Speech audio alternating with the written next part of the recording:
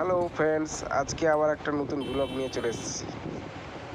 আজকে হঠাৎই ইচ্ছে হলো একটু বাইক নিয়ে বের হব, তাই বাড়ি থেকে রওনা দিলাম এগরোল খাওয়ার জন্য।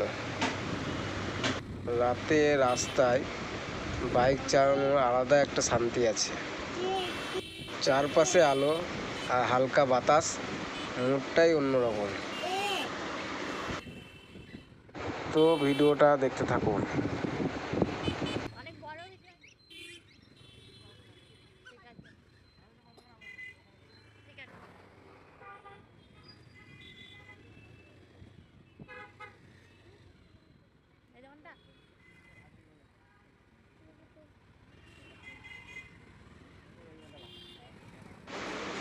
তো অবশেষে দোকানে পৌঁছে গেলাম।